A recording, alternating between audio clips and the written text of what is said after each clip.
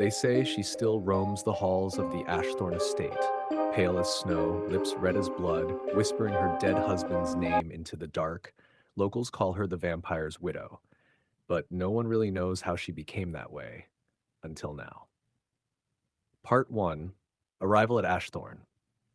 Elena Cross was a freelance journalist with a taste for dark legends. When she heard whispers about a cursed estate in northern England, a mansion abandoned for over 150 years, her curiosity turned into obsession. Ashthorne Estate was surrounded by thick woods where even birds didn't sing.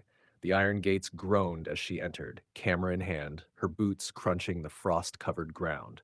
The house loomed, black brick, shattered windows, and an air of sorrow clinging like cobwebs. Her research pointed to one key name, Lady Isolde Ashthorne, widow of Lord Victor Ashthorne, who allegedly vanished on the night of his wedding in 1851.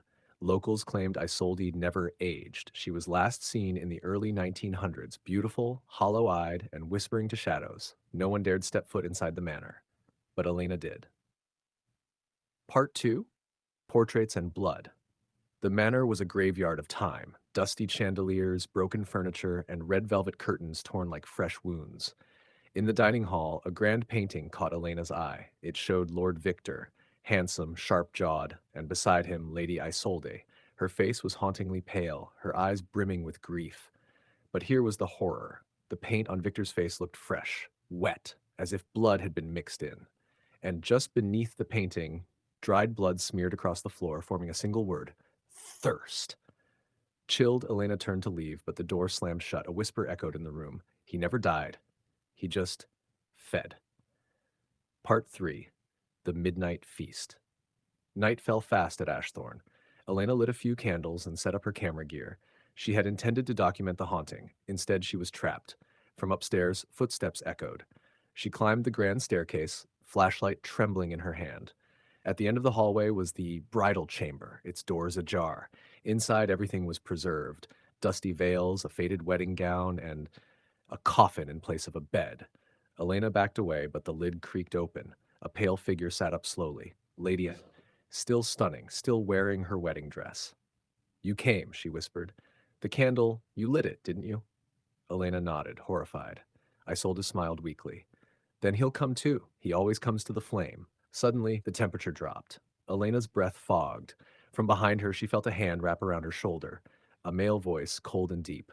Who wakes me from thirst? Part 4. Victor returns. Elena turned and saw him. Lord Victor. Unaged, pale, eyes black as night. He looked at Isolde with hunger and pain, and then at Elena. Isolde stepped between them. She's not yours, Victor. I brought her to show her, to end this. Victor bared his fangs. You promised me eternity. And I gave it to you, but not like this. Lightning cracked through the ceiling. The room shook.